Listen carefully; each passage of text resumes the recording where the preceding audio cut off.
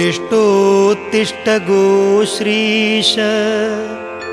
विभातारजने विभो करुणागुरुणास्मान् भो कटाक्षेण अवलोकय स्वामिन् नमोस्तु सरसीरुहपत्रनेत्र नारायणाब्ज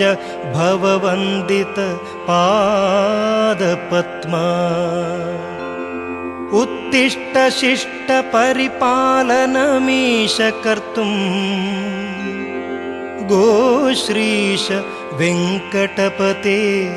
तव सुप्रभातम्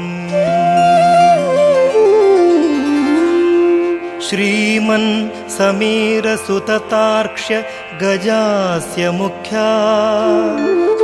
भक्ता कृताञ्जलिपुटा पुरतः प्रपन्ना गावोऽपि भक्तजनदत्त सुमोच पुष्टा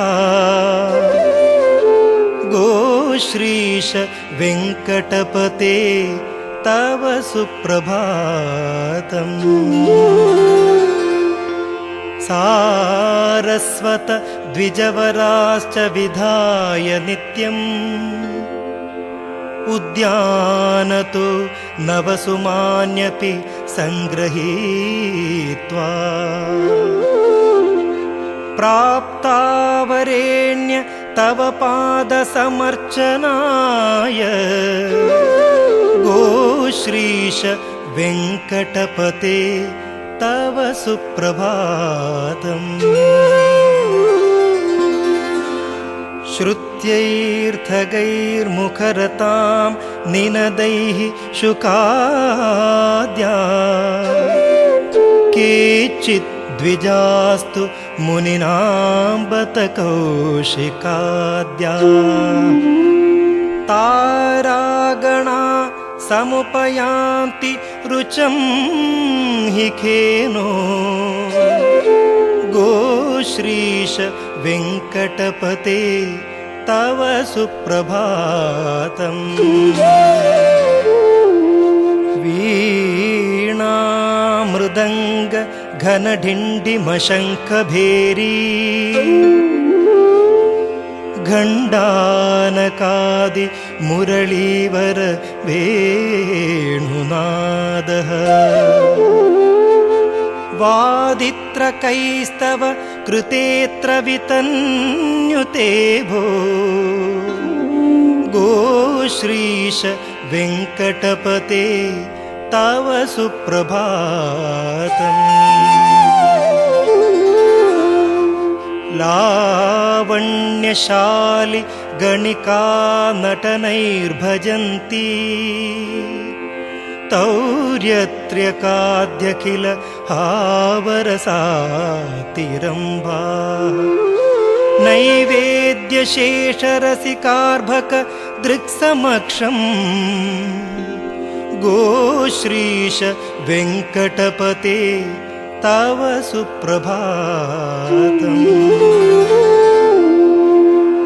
अम्भोरुहाणि विकसन्ति न कैरवाणि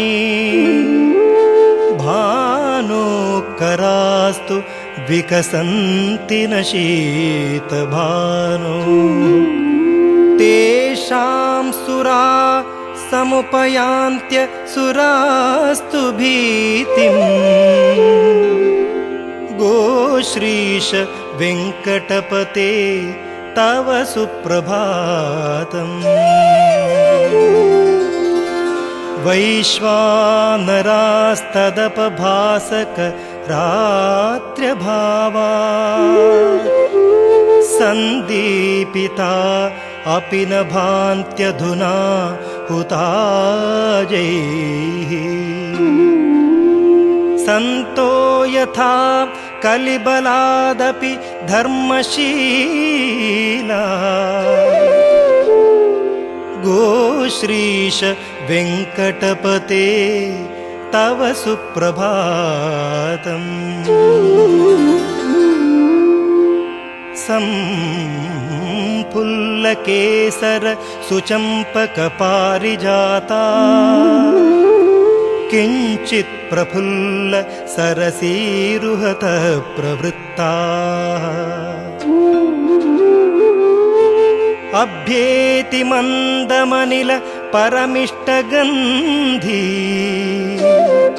गोश्रीश वेङ्कटपते तव सुप्रभातम् सुप्रभात नवरत्नगुम्फिता माळपात्मजनुषा यथा मतिः अर्पिता हरिपदे सुभक्तितः शंतनोतु श्रीगीयं निरन्तरम्।